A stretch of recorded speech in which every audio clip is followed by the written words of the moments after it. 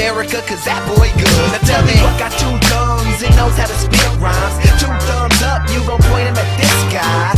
Al Hedison couldn't be this fly, so ask how I feel and you all reply like I feel so awesome. How you feel? Awesome. I guess that's awesome. Shorty, you fine and your body is awesome. Yeah, wanna roll? Awesome. Well, let's go. Awesome. Hands in the... What's up, y'all? Welcome back to the ZayMoolaSportsPodcast. I'm your host, Isaiah, and we received devastating news in the NBA on today as Dallas Mavericks star Kyrie Irving will miss the remainder of the season due to a torn ACL injury that he suffered in their game against the Sacramento Kings on last night. And this is very unfortunate, y'all, because Kyrie is a great player. He's one of the best point guards in the league, and he was having a phenomenal season. But now he's going to have to miss the remainder of the season.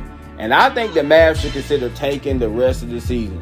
And I know that they still have a chance to make the playoffs. They're currently the 10th seed in the Western Conference. But let's be honest, y'all. Without Kyrie, this team is not a serious contender.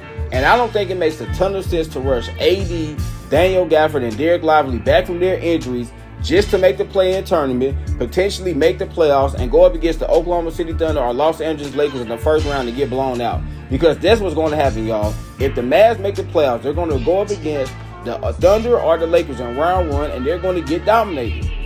That's what's going to happen. And even worse, y'all, if they rush AD back in particular, he could potentially re-aggravate his injury. And we know they cannot allow that to happen because of his age, y'all, and given his extensive injury history. And this is why the Mavs trading Luka for AD was risky business. Because let's say Luka was still on the team, Kyrie tears his ACL, obviously very devastating, but at least you still have a 26-year-old superstar that you can build around. That's the face of your franchise. Now, y'all, AD is going to have to be the face of this franchise because Kyrie is going to be out at least for the next year. And even when he comes back, we don't know what he's going to look like. Now, I hope Kyrie comes back better than ever. But as y'all know, ACL injuries are very tough. And we've seen some players not be able to bounce back from them. So this is AD's team, y'all. They have given him the keys to the car. He's in the driver's seat. Can he lead this franchise to a championship? I don't think he can, y'all, because again, given his age and injury history, he is so unreliable. So unreliable. I mean, y'all saw his first game, he gets injured. His first game with the Mavs, AD got injured. But now this is the guy that they're going to have to rely on. We all know when AD plays, he's phenomenal. He's a borderline top 10 player in this league. But y'all, you cannot trust him though. And Luka could have been that guy for them. But Nico Harrison, y'all, decided to trade him away. Why? Because he felt like this was their window to win right now. And if they bring in AD, one of the best defenders in the NBA, one of the best two-way players in the NBA, pair him with Kyrie and Daniel Gafford and PJ Washington and Derek Lively, we have a shot. Well, guess what, Nico Harrison? You don't have a shot any longer. And remember, y'all, when he made that trade, he said, we felt like this trade gives us the best opportunity to win in the short term. Y'all, I don't feel good about this team in the short term because there's so much unknown, particularly with AD. And let's say AD stays healthy for all 82 games next season. Are the Mavs even going to be a playoff team? Like, seriously, are they? Because they don't have any shot creation, any ball handlers on this team now. I mean, Kyrie was their only, elite shot creator / ball handler.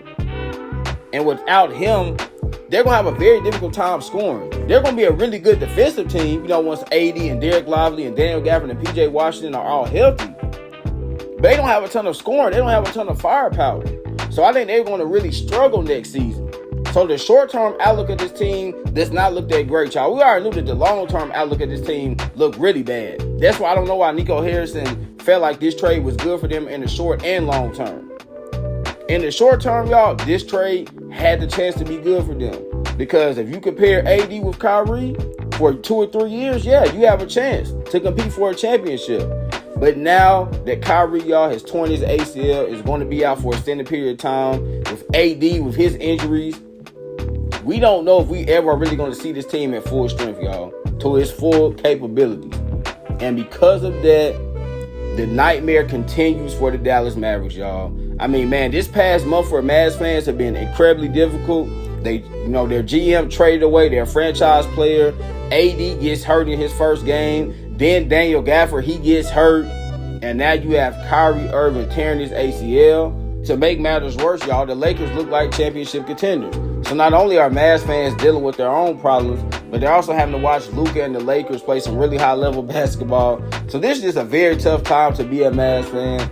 But hopefully Kyrie is able to come back better than ever, because if he does, there might be a light at the end of the tunnel for the Mavericks. So there you have it, man. This was another episode of the ZayMoolaSportsPodcast. Remember, y'all, laughter is good medicine. So what? Make sure you get your daily dose. Y'all know I'm going to end it, man. I love y'all. God bless. Peace.